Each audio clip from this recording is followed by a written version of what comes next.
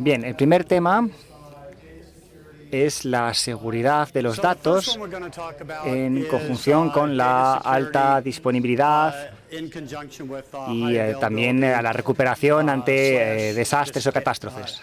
También esto se lo conoce como Rocket Hot Backup. Robert hablaba esta mañana desde el punto de vista de Group Map y de estar presente en esa hoja de ruta con respecto a la seguridad. Nosotros vamos a centrarnos un poquito más, vamos a profundizar un poquito más en este tema. Y aquí estamos. Creo que casi todos aquí sabemos por qué existe la seguridad de los datos y por qué es más importante hoy en día que hace 15 años. Estos dos elementos, HIPAA y High-Tech, son obviamente pues unos reglamentos, unas leyes o normativas que existen para proteger los datos personales. Pero la idea básicamente es que hay que tener una prueba de seguridad si uno quiere lanzar una aplicación comercial.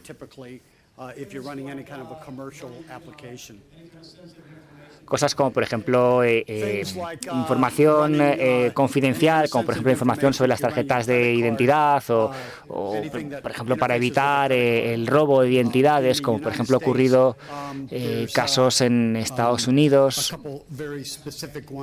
con respecto a los bancos y precisamente eso para prevenir el robo de identidad. Algunas de los elementos de seguridad de datos de Rocket D3 es precisamente el cifrado, un cifrado de nivel, de archivo, y cuando básicamente hay contenido de archivos que se van a mover de un lado a otro y otros que van a quedarse siempre fijos, que no se van a mover. Cuando se habla, por ejemplo, de un cifrado para un archivo que va a estar en reposo, pues hace falta algo menos dinámico porque va a estar ahí quieto.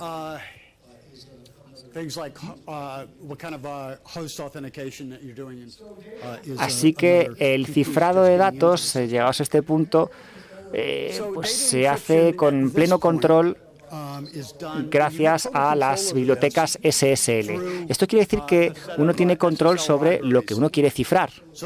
No tiene por qué ser solamente a nivel de archivo. También puede ser con respecto al campo. Sin embargo, dicho esto, vais a tener pleno control sobre lo que está cifrado y lo que está descifrado. Así que si se está utilizando otras partes de una aplicación, como por ejemplo ejecutar, por ejemplo, una acción, aunque se ha cifrado el archivo, pues este es el tipo de hoja de ruta de la que estamos hablando y de la que no forzosamente hay que hacer todo el control uno mismo. Entonces esto pertenece a la propia base de datos y a las cosas que se utilizan para poder acceder a dicha base de datos y saber si va a estar cifrado o no cifrado. Pero si hace falta hacer algo al respecto, pues por supuesto podemos ir viéndolo y podemos ver cuáles son las cosas que necesitáis que sean cifradas, pero se pueden utilizar las bibliotecas SSL para precisamente descifrar. El algoritmo utilizado es el AES 128. El archivo se protege utilizando unos códigos de actualización y de recuperación. Hay nuevos comandos que están ahí para, por ejemplo, cifrar el archivo, para descifrar el archivo. Y también cuando uno crea un archivo, dicen, pues quiero que a la hora de crear este archivo, se puede decir, quiero que este archivo que estoy creando esté cifrado. También hay un depointer, un tipo de depointer, precisamente para los archivos encriptados o archivos cifrados. Y esto es lo que llamamos el archivo de cifrado nivel 1, y se puede ir aumentando el nivel de cifrado, pero nuevamente esto es un cifrado selectiva, utilizando un código BASIC. Hay funciones como, por ejemplo, cifrado, descifrado, y se utiliza Flash Basic.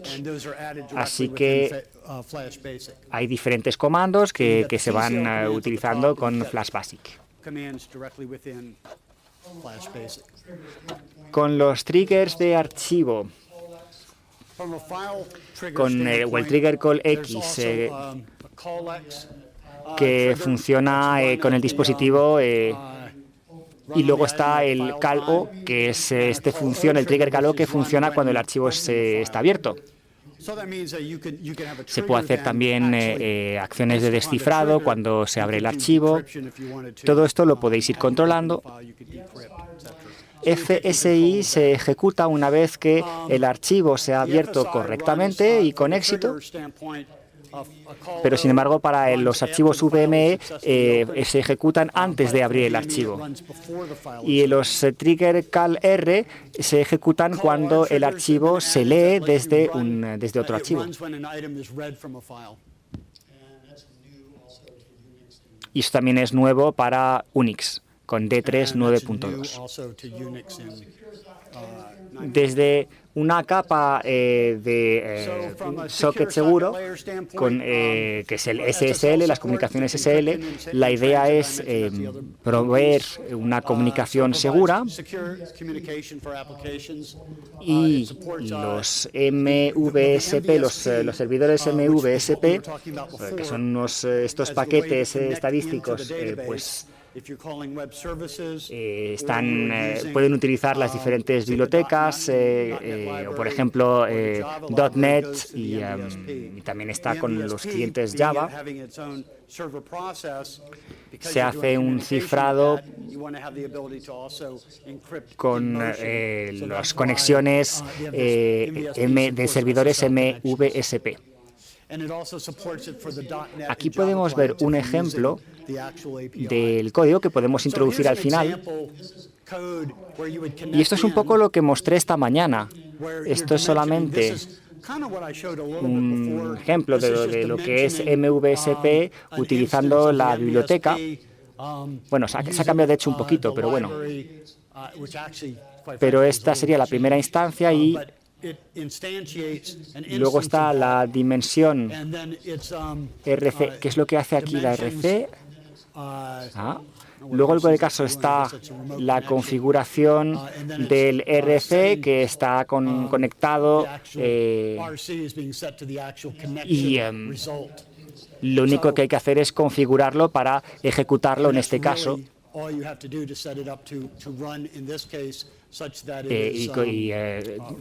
De forma que esté cifrado. Así que la biblioteca SSL está disponible,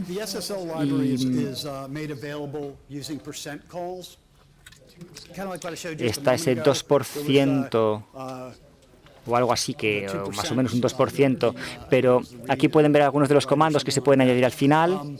Por ejemplo, un código de añadir, por ejemplo, un añadido al código para la documentación. Tampoco voy a desarrollar mucho más este punto, solamente que cuando uno se da cuenta, cuando se aleja, que está disponible, que es disponible y que se puede hacer. Y utilizando un código de muestra, pues pueden utilizar sencillamente el código de muestra para poder hacerlo. Si queréis crear vuestro propio algoritmo de cifrado, también lo podéis hacer. Y esto se puede hacer o funciona con D3 9.1 o más novedoso. Ya lo mencioné también antes.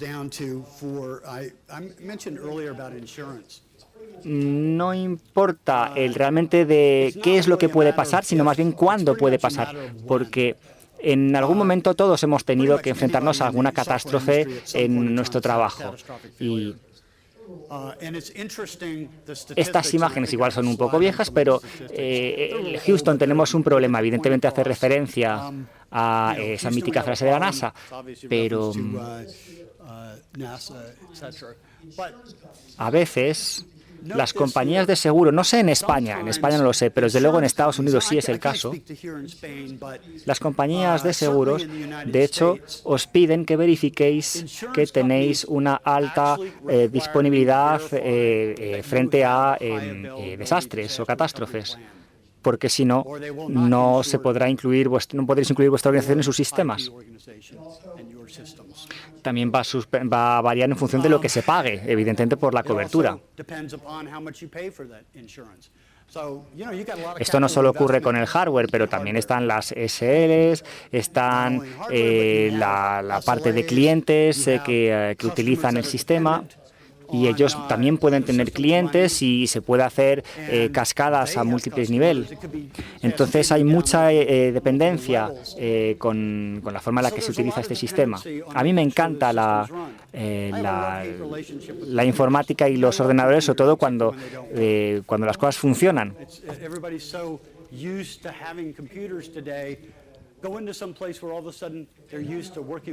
Si a veces el problema es que cuando hay un problema, si no hay un sistema de recuperación o de backup, entonces uno puede pasarlo realmente muy mal para mantener el negocio a flote. Porque habrá que demostrar que uno se puede recuperar o sea, se puede recuperar la información antes de conseguir el seguro. Hacen muchas auditorías, especialmente si sois una compañía pública. No es tampoco una auditoría forense donde van a hacer un análisis exhaustivo, no es tanto eso, sino lo que quieren es ver si se cumplen todos los requisitos y si los datos están asegurados.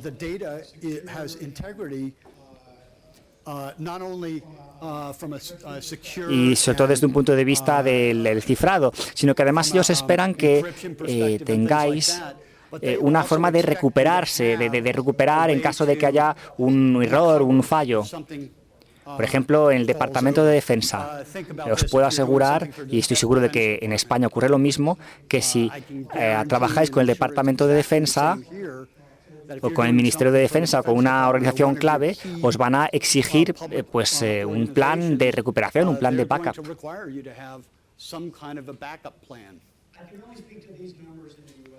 Solo puedo facilitar, o sea, estas cifras que voy a dar a continuación solo se reflejan o se adaptan a Estados Unidos, pero seguro que en España también valdrían.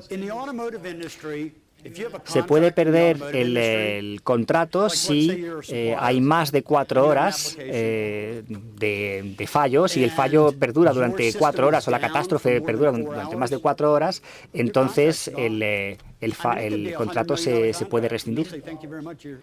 Así que hay mucho dinero en juego. En el mercado al por menor o al detalle, pues ahí cuando hay un fallo en el sistema se puede llegar a perder hasta 2 millones por hora en pérdidas en ventas.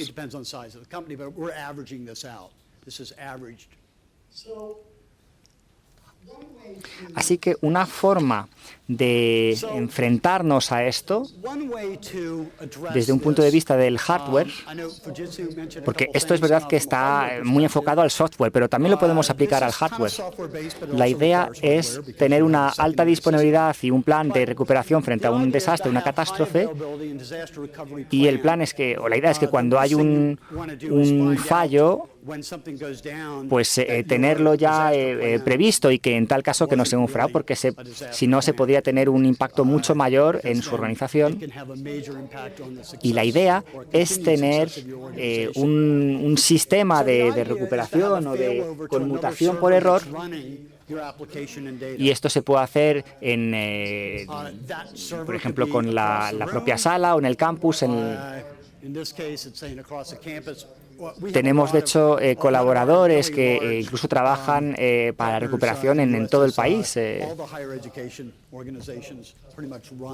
Y aquí esto es lo que hace referencia. O sea, no hace falta que estén físicamente al lado, pero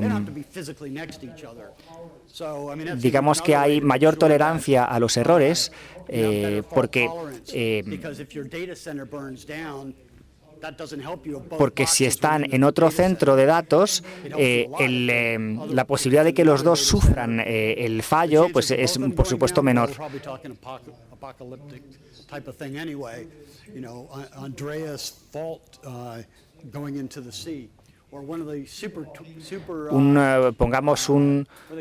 Pongamos que un volcán, un supervolcán, entra en erupción. Pues la idea es que si hay un volcán, una catástrofe, pues que no nos extingamos como con los dinosaurios, por ejemplo. Hay también diferentes tipos de arquitectura para precisamente realizar ese backup.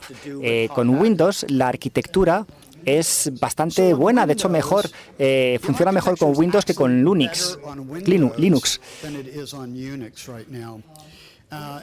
Y la razón de que funcione mejor es porque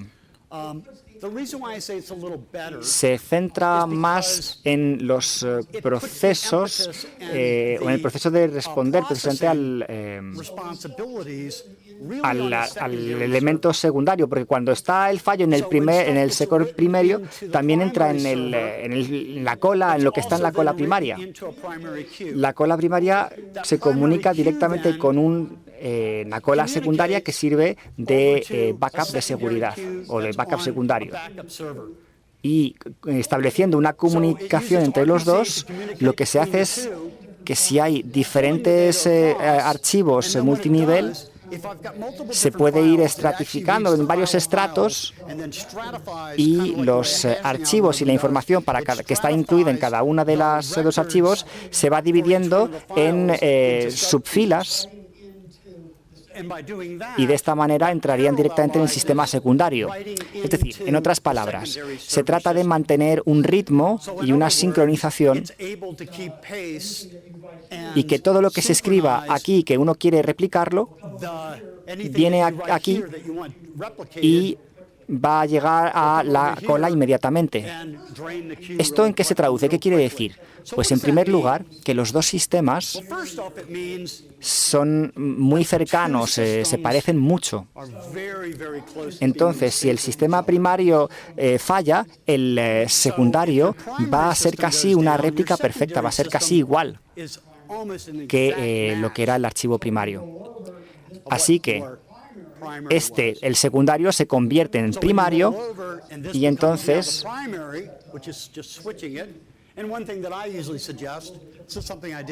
con un producto un poco diferente era en aquel entonces, pero pensamos, por ejemplo, los directores de Cisco, por ejemplo,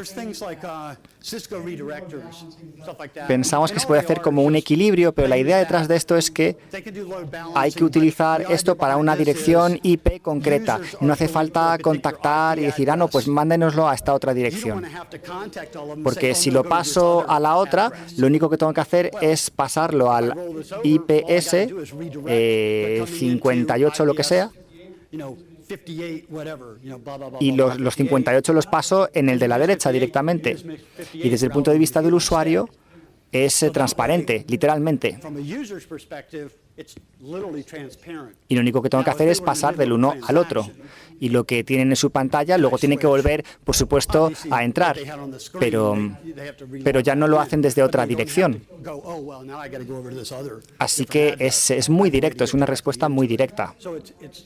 Y esta es la arquitectura actual que funciona con Windows. Ahora veamos cómo es con Linux. Esto es solo para mostraros cuál es la parte de la memoria y de... Tenemos cosas como, por ejemplo, el timestamp, sobre todo cuando se trabaja en paralelo y se va actualizando correctamente. No queremos que algo que llega antes a la cola aparezca después. O sea, queremos que llegue al mismo momento y que esté donde tiene que estar y que todo esté bien ordenado y todo se quede como con un engranaje tal y como tiene que estar para que funcione. Así que para Linux es muy simplista realmente, es muy simple. La cola que tenemos aquí lo que hace es tirar directamente del servidor D3 y utiliza el TCP y escribe directamente aquí, así que es casi como un solo canal. No es tanto hacer algo paralelo y trabajar en diferentes canales, son multicanales. Y cuando ejecutamos, por ejemplo, donde hay, por ejemplo, cuellos de botella o atascos, pues hace falta a veces hacer un backup. Y entonces es verdad que ahí sí que se podría pasar del primario al secundario también con Linux. Pero una cosa que se puede hacer aquí, pero que no se puede hacer en Windows, es que se puede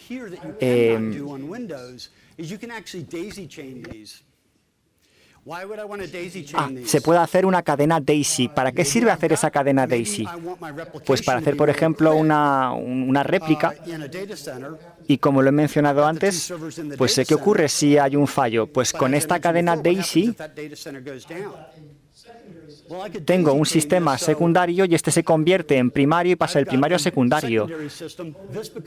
Y va a ser un centro de datos completamente diferente y se va a poder hacer cualquier otra cosa.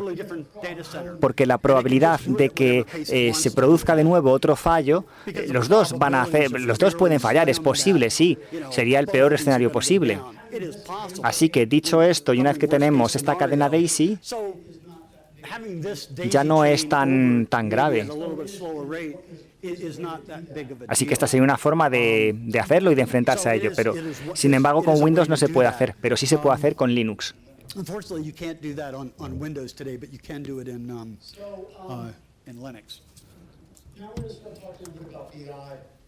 Ahora vamos a hablar un poquito del BI, del Business Intelligence. Una vez que ya hemos visto la recuperación frente a un desastre y el hot backup, pues es importante ver el Business Intelligence porque hay dos elementos clave a la hora de utilizar hot backup. Porque sí, su primer propósito, su primera idea es recuperar los datos, por supuesto, y asegurarse de que uno está cubierto si ocurre algo, si ocurre una desgracia. Pero también un beneficio de esto es utilizar el mismo sistema secundario como un sistema de Business Intelligence. Yo he trabajado mucho con Business Intelligence y en varias empresas. Estaba, de hecho, en un equipo de estrategia, trabajo también con SAP. Y ellos tenían los mismos problemas. Lo que pasa es que, bueno, a mayor escala, pero los mismos. Tenían más equipo, ¿vale? Pero aparte de eso era lo mismo. Y me di cuenta de que era interesante, sobre todo cuando estaba vendiendo para espacio comercial importante y también para desarrolladores aplicaciones que eran o para desarrolladores de aplicaciones muy parecidos a vosotros. Pues y es que casi siempre las aplicaciones están enfocadas a la transacción. Y yo no intento estar ahí, preconizar nada, o sea, es que solamente cuento hechos. La forma en la que se diseña una base de datos y la forma en la que se puede almacenar los datos es muy diferente, va a cambiar radicalmente la forma en la que se utilizan esos datos. Y luego recuperar esos datos, lo que se consigue es mayor velocidad y hacerlo más rápido. Pero vamos, eso no es, esa es la transacción típica. Y por eso, precisamente, los Business Intelligence utilizan hasta 10 veces más recursos que los otros recursos de los usuarios.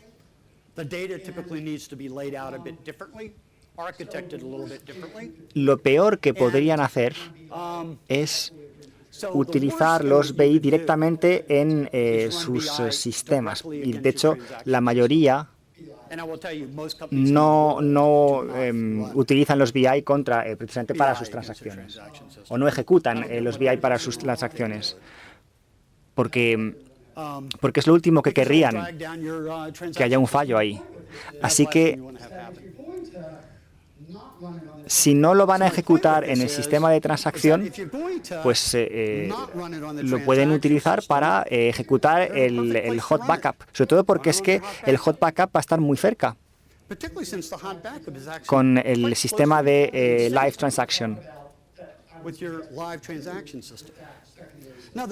Otra cosa es que lo utilicéis con un sistema secundario, porque si lo hacéis como si fuera el primario, entonces vais a utilizar unas estructuras de archivo que no os van a aportar ningún beneficio.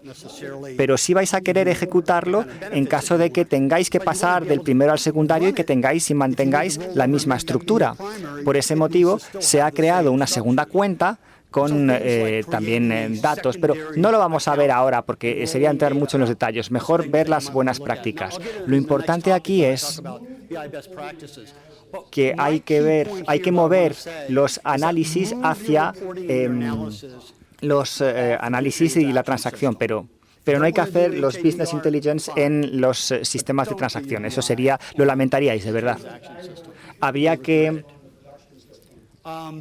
se podría ahorrar recursos informáticos precisamente en este sentido. Otra cosa que podéis hacer utilizando Hot Backup es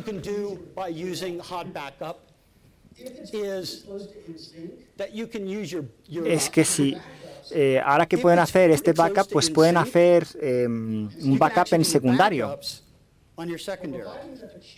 Así que, siempre y cuando la cola esté con una buena sincronización, ¿por qué haría falta hacer un backup con el primario? Se puede hacer un backup con el secundario directamente. Porque hago un backup directamente desde el secundario, por ejemplo. Pero en una base a partir de una base de datos, lo que está en la segunda pues puede ser un reflejo de lo que está en la primera. Como he dicho, Rocket sigue recomendando que el backup sea de la producción o venga de producción, desde el servidor de producción, que se haga al menos una vez a la semana, por lo menos una vez al mes.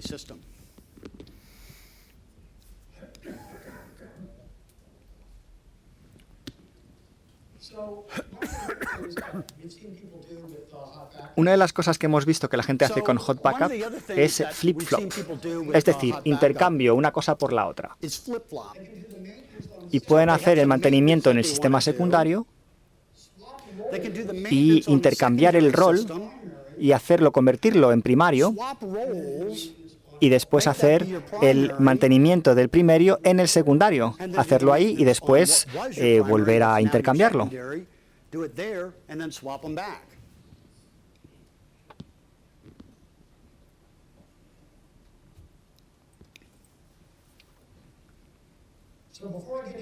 Así que antes de llegar a las Business Intelligence, a las mejores prácticas y buenas prácticas de Business Intelligence, ¿hay alguna pregunta? Porque realmente todo se resume a que cuesta dinero hacerlo. Sí, hay sistemas secundarios que no cuestan tanto como el primario. Sí, cierto. Pero al final todo se resume al riesgo. ¿Qué nivel de riesgo estáis dispuestos a aceptar? Yo he estado en lugares en los que tenían tanta redundancia porque lo que ellos hacen para que el negocio no pueden permitirse ningún riesgo y tienen que invertir muchísimo capital para tener múltiples redundancias. Algunas compañías pues no les dan tanta importancia. Así que tampoco voy a decir que esto es una absoluta necesidad, pero sí que yo les comento las opciones que tienen y que tienen que valorar vosotros mismos vuestros riesgos, los riesgos que estáis dispuestos a aceptar.